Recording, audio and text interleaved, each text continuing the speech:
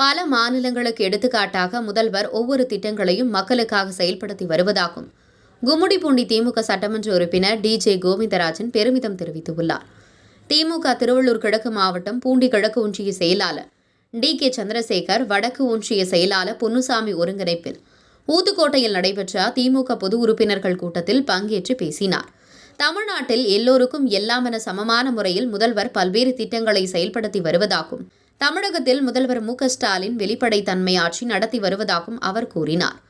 ஊராட்சிகள் தோறும் திமுக கூட்டங்கள் நடத்தி திமுக ஆட்சியின் சாதனை திட்டங்களை மக்களிடம் திமுக நிர்வாகிகள் கொண்டு செல்ல வேண்டும் என அறிவுரை கூறினார்.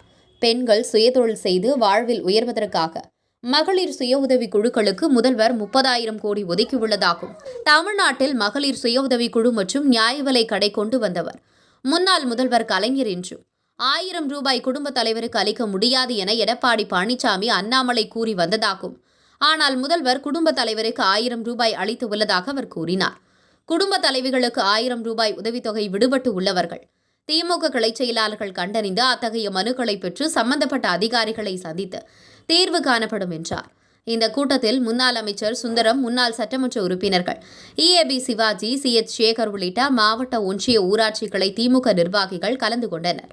உங்கள் பகுதியில் உடனுக்குடன் முக்கிய செய்திகள் உங்கள் விரல் நுனியில் காண எங்கள் தமிழன் நியூஸ் 24 சேனலை காண தவறாதீர்கள்.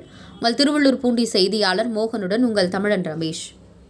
மக்களுக்கு வந்து சேரக்கூடிய வாய்ப்பினை ஏற்படுத்தி கொடுத்திருப்பது தான் இந்த அரசு.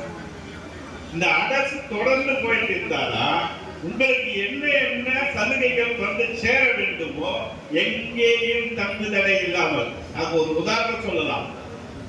வெள்ள நிவாரணம் 6000 அறிவிச்சாங்க. 1 ரூபாய் எங்கேயாவது குறைஞ்சுதா? 6000 நேரடியா வந்து சேர்ந்தது. கொரோனாவுக்கு 4000 ரூபாய் கொடுக்குறேன்னு சொன்னாரு. எங்கேயாவது 1 ரூபாய் குறைஞ்சுதா? குறையல. 4000, 2000 என்று 2 தவணை அவங்களை வந்து சேர்ந்தது. மகளிர் உதவித்தொகை 1000 ரூபாய் சொன்னாரு. 1000 ரூபாய் சரியான முறையில் அவங்களை வந்து சேர்த்து கொண்டிருக்கின்றது. அதே போல பொங்கலுக்கு உண்டான பொருட்களை கொடுத்து 1000 ரூபாய் கொடுக்குறேன்னு சொன்னாரு. அந்த 1000 ரூபாய் நேரடியா பணமா உங்க கையில வந்து சேர்ந்து இங்க எந்த இடத்திலும் தடைபடவில்லை. உங்கள் பணம் யார் கையிலும் போகவில்லை. சரியான முறையிலே உங்கள் பணம் உங்களிடம் வந்து சேர்ந்து கொண்டிருக்கிறது. அதை தான் நான் சொல்றேன், எல்லோருக்கும் எல்லாம்.